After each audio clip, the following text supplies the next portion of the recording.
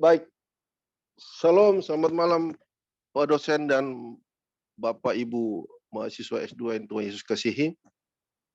Yang saya ditugaskan oleh Bapak dosen adalah krisis kehidupan Ayub. Pendahuluan. Ayub adalah seorang laki-laki yang tinggal di tanah Uz. Ayub adalah seorang yang saleh dan jujur. Ia takut akan Allah dan menjauhi kejahatan. Ia memiliki 7 anak laki-laki dan perempuan. Ayub memiliki 7.000 ekor kambing domba, 3.000 ekor unta, 500 pasang lembu, 500 keledai betina, dan budak dalam jumlah yang sangat besar. Sehingga Ayub adalah orang terkaya dari semua orang di sebelah timur.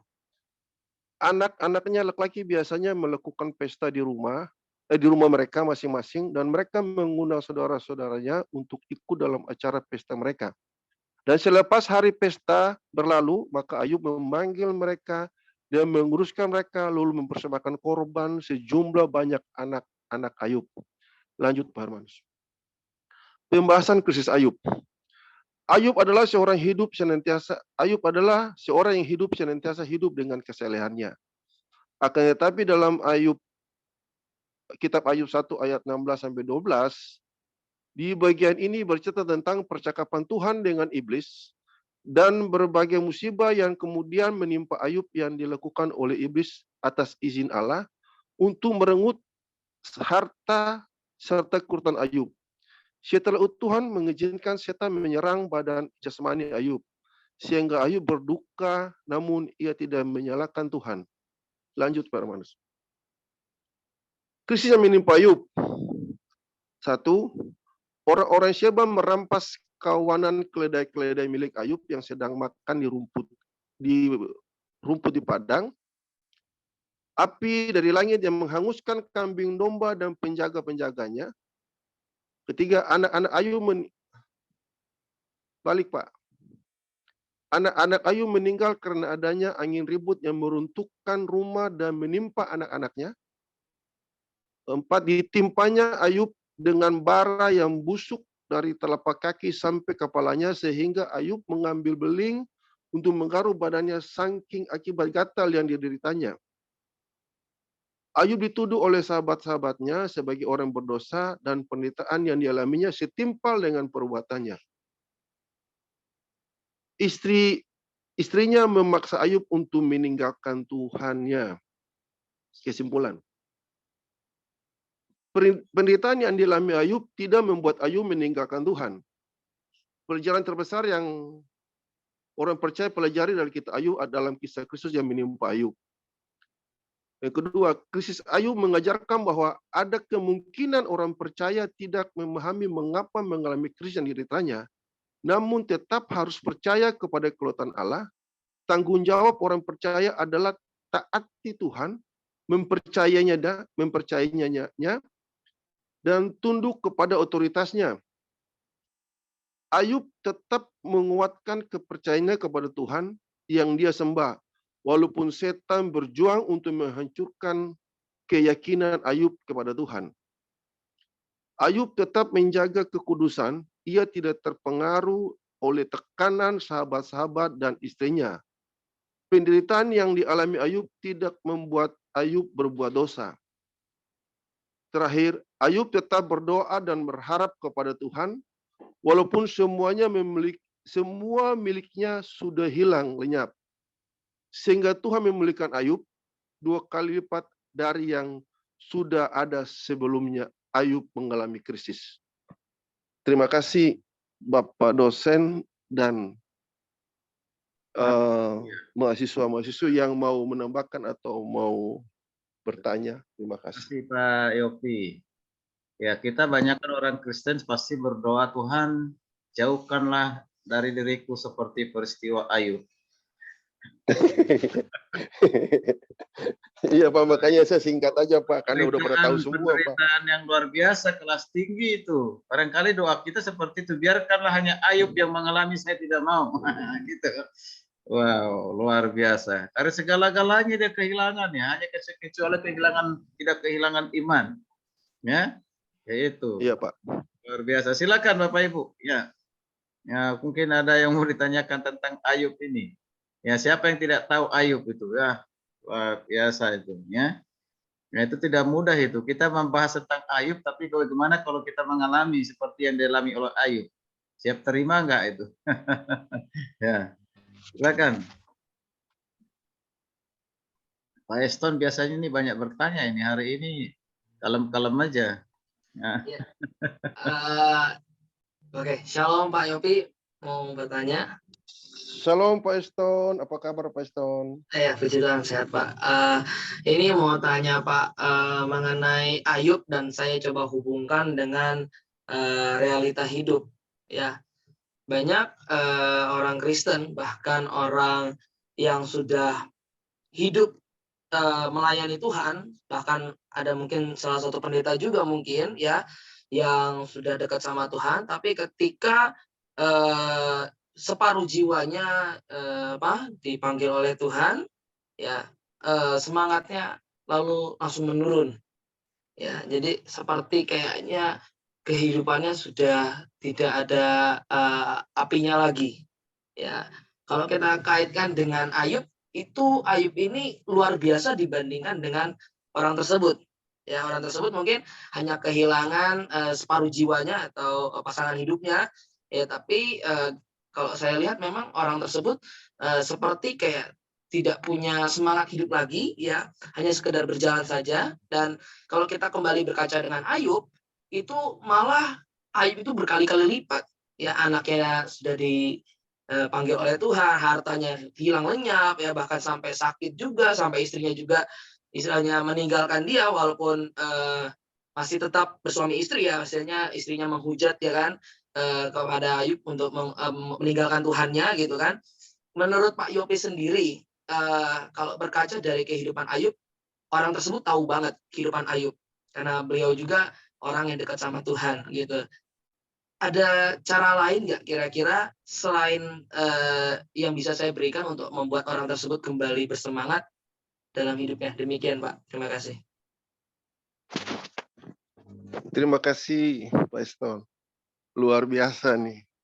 Kalau bicara tentang penderitaan Ayub, itu sangat-sangat maksimal dari seluruh penderitaan yang ada di dunia, Pak. Kalau saya baca Alkitab, satu-satunya yang beralami cuma Ayub doang.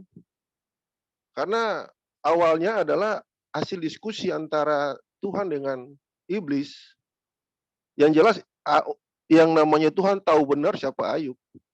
Dan Tuhan pasti dia mampu, walaupun terjadi juga, Ayub ada kekecewaan juga yang terjadi, tapi tipis. Jadi kalau terkait hamba Tuhan yang mengalami hal yang sama, menurut saya itu sangat manusiawi, Pak. Karena dia beda, dia bukan Ayub. Dia bukan Ayub. Kalau dia mengalami hal yang seperti begitu, apalagi dia sudah memahami tentang kitab Ayub, dia sudah pernah kitab Ayub, bahkan mungkin dia juga sudah pernah mengkhotbahkan kitab Ayub itu kepada jemaatnya. Saya yakin dan saya percaya dia juga akan kembali ke arahnya Tuhan. Di awalnya dia pasti mengalami hal yang sama. Jangankan dia, saya pun mengalami hal yang sama. Karena ini total krisis yang dihadapi Ayub ini yang kita bahas dari pertama Bapak dosen ajarin kita ini, dari semua presentasi. Dari krisis ekonominya, dari krisis sakit penyakitnya, dari krisis dihujatnya, ditinggal sama istrinya, disuruh menghina Tuhannya. Ini total, ini lengkap, nggak ada kurangnya satupun. Jadi kalau Bapak pendeta kita yang kehilangan anak atau istri lalu mengalami rasa yang seperti disampaikan oleh Pak Eston, menurut saya itu manusiawi. Sangat manusiawi. Kita di sampingnya, pertama kan harus kita lakukan yang seperti Pak Eston selalu dalam diskusi-diskusi, kita konseling, kasih ingat dia, walaupun dia mungkin gembala. Mungkin kita kembali kasih kitab, suruh baca kitab Ayub, Pak. Mungkin dia udah lupa, Pak. Karena yang dia ingat adalah, yang dia alami, yang dia ingat adalah, yang dia rasakan adalah, dia cuma lihat dia paling menderita dari semua orang. Iya benar Pak. Itu yang dia rasakan, Pak. Kalau kurang tolong ditambah, Pak. Terima kasih. Iya, soalnya beliau juga tetap bersikeras. Ayub aja boleh keluh kesah di dalam kitab Ayubnya. Emang susah, agak susah ya. Di Betul, situ Pak. saya udah nggak Betul, bisa Pak. ngomong lagi. Betul, Ya, Pak. Tuhan. Keluh kesah, Pak. Tapi istrinya bilang suruh menjauhi itu. Kalau istri, Pak Eston mungkin belum kawin ya. Iya, belum Kalau nikah, istri Pak. kita tuh belum nikah ya, kita pengaruh sekali, Pak. Kalau istrinya bilang udah tinggalkan saja, orang sudah habis. Kita kehilangan satu anak aja kita bingung, Pak. Iya, benar. Kita berhenti tidak ditinggalkan gara-gara pandemi, pekerjaan aja kita udah kebingungan. Sama gitu. Makanya saya bilang itu sangat manusiawi karena orang yang mengalami atau pendeta yang mengalami itu bukan Ayub. Tetapi kita bisa belajar, dia juga bisa belajar dari kisah Ayub bahwa ada anak Tuhan yang dekat dengan Tuhan berhasil mengalami krisis yang dialami oleh krisisnya Ayub. Terima kasih Pak Eston. Terima kasih Pak Yopi, luar biasa. Oke, makasih. Kalau kita perhatikan, sering kita perhatikan sekarang ini, sebenarnya banyak yang lebih banyak kepada istri dari Ayub yang bikin bermasalah. Ketika suaminya sakit, udah miskin, punya hutang, ditinggal, menikah dengan yang lain, cari aman, gitu. Ya, ya itu yang sering ada ya, nah, kasus-kasus seperti itu. Kalau sudah miskin, sudah busuk, nggak apa-apa lagi dalam kondisi seperti itu, dia ditinggal karena ada yang lebih nyaman yang lain, gitu. Nah ini kalau yang suami yang ditinggal dalam kondisi begini, bertambah lebih stres, nggak manusiawi, nggak bisa diterima. Tapi ada juga yang bangkit gitu, ya bangkit dengan terus dia tadinya tidak punya, ada sedikit pengharapan, ya dengan proses yang Tuhan berikan, jadi punya pengharapan yang besar. Dia mengalami proses kesembuhan bangkit lagi dari semua hal, rohaninya, ekonominya, dan yang lain. Yang tadi istrinya yang meninggalkannya menyesal karena apa? Justru dia lebih melarat lagi dengan yang baru kan. Nah, itu bisa terjadi hal seperti itu, ya. Dan itu memang kenyataan hidup yang seperti itu. Makanya yang kita belajar dari Ayub ini adalah kesetiaan imannya kepada Tuhan dalam segala kondisi, dalam segala situasi apapun, dia tetap beriman dan tidak pernah mempersalahkan Tuhan. Amin. Iya, betul Pak. Tidak pernah mempersalahkan Tuhan. Ya kita ini kalau ada persoalan-persoalan yang satu belum selesai, udah datang yang lain, ada apa sih sebenarnya Tuhan? Kok seperti ini yang saya terima? Nggak ada yang protes. Saya sudah seorang hamba Tuhan, pelayan, guru sekolah minggu, udah rajin ke gereja, rajin beribadah, rajin beri perpuluhan. Kok masih seperti ini? Protes kepada Tuhan kan? Ya, protes kepada Tuhan. Nah, untung aja Tuhan nggak protes kepada dia kan gitu. Aku aja nggak pernah protes dirimu, engkau paling berdosa, gitu kan? Ya kan gitu. Tapi itulah manusiawi kan, yang mengeluh. Tapi Tuhan, sekalipun manusia mengeluh seperti itu, ya Tuhan tetap memiliki belas kasihan. Ya, jadi satu hal yang kita pelajari dari Ayub bukan saja penderitaannya, tapi iman yang hebat dalam segala situasi apapun, tidak terpengaruh. Bahkan dia dipersalahkan, dihakimi oleh orang-orang sekitarnya, ya orang-orang sekitarnya, penasehat-penasehatnya. Ya, bukan membuat dia semakin jatuh, tapi justru dia semakin bangkit. Perkataan yang luar biasa itu. Tuhan yang memberi, Tuhan yang mengambil. Siapa yang bisa mampu melakukan begitu? Terpujilah nama Tuhan. Betul Pak. Di awal Ayub Pak ya, di awal kitabnya ya. Mempermanenkan dia, luar biasa. Kalau di kelas ini yang bisa Pak pendapotan Pak. Iya. Kalau justru sudah diambil, kalau sudah diambil kejam sekali Tuhan ini. Justru begitu. Saya mau pengen nambah kesaksian Pak dosen, seperti kata Pak kita ini. Silakan, ya. Ya, jadi 2004 yang lalu anakku yang nomor 1 lahir. Lalu menurut dokter dia kekebalan tubuhnya minus. Setiap kena angin sedikit saja pasti masuk opnam. Waktu itu saya masih mengajar di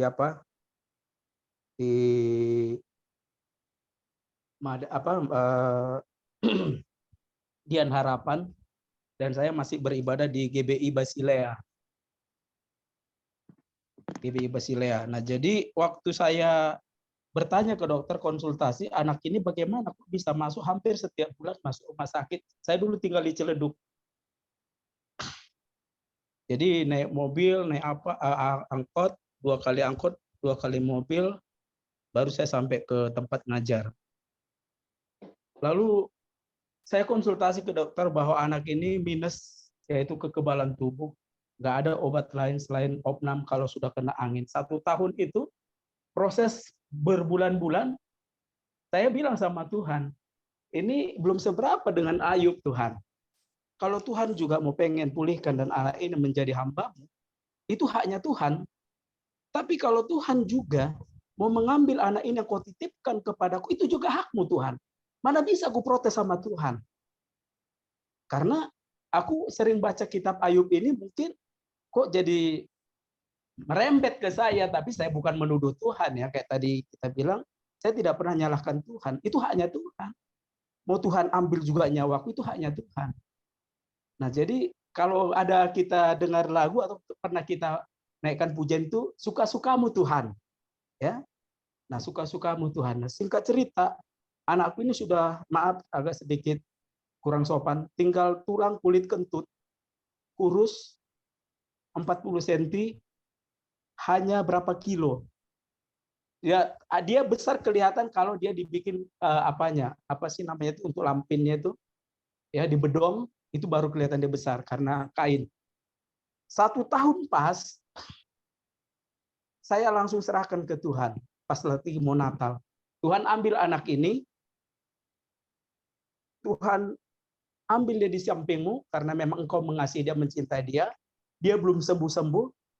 Aku bukan marah, aku bukan emosi. Ini hakmu, ini milikmu. Yang kedua, jika Tuhan memang sayang kepada anak ini, Tuhan tolong sembuhkan detik ini juga. Dia bisa makan, dia bisa minum susu, dan dia tidak akan pernah menginjak rumah sakit sampai Tuhan datang kedua kali menjemput orang percaya. Itulah anak yang nomor 1. Puji Tuhan, sampai hari ini dia masih hidup. Jadi saya juga seperapat atau separuh apapun itu namanya, 0, sekian persen imannya Ayub nggak ada. Tapi aku belajar dari Ayub. Ayub aja udah luar biasa sampai istrinya mengatakan apa? Kutukilah Tuhan Allahmu dan matilah. Ayub hanya bilang apa? Kamu seperti perempuan gila. Kamu mau menerima yang enaknya tidak mau terima dari Tuhan. Nah, itu saya belajar tentang firman Tuhan ini. Saya tidak mau fokus kayak kata Pak Sino Haji, jangan fokus kepada penyakit kita. Atau jangan fokus kepada masalah kita. Tapi kita belajar fokus kepada Tuhan. Di situ saya belajar. Puji Tuhan, kesaksian ini, biar nama Tuhan yang dipermuliakan. Sampai hari ini, anakku nomor 1 tidak pernah sakit. Dan sampai Yesus datang kedua kali, dia pun tidak akan pernah injak rumah sakit. Mungkin itu aja Pak dosen dan semua rekanku hamba Tuhan, mahasiswa S2. Mari kita belajar. Jangan fokus kepada masalah kita, jangan fokus kepada penyakit kita. Biar kita fokus kepada Tuhan. Amin. Tuhan berkati. Terima kasih, itu menambahkan ya bagaimana pengalaman hidup bersama dengan anak ya, dipulihkan oleh Tuhan akhirnya ya. Betul ya. Ya, kerikil-kerikil ataupun suatu persoalan-persoalan yang silih berganti pada saat itu justru memproses untuk memiliki suatu ketergantungan, pengharapan kepada Tuhan ya dalam segala situasi apapun. Kalau dalam situasi yang enak ya gampang mengatakan puji Tuhan, haleluya. Ya 12 kali haleluya dalam kondisi aman semuanya gampang. Nah, tapi bagaimana kondisi dalam krisis kita alami, masih keluar kata haleluya itu. Amin. Ya kan? Udah berat mungkin ya untuk mengatakan haleluya. Ya itu masih buat tingkat iman ya. Iman dari seorang itu tentu beda-beda ya prosesnya ya. Baik. Makasih Pak Pandebutan. Ya, Tuhan berkati. Ya.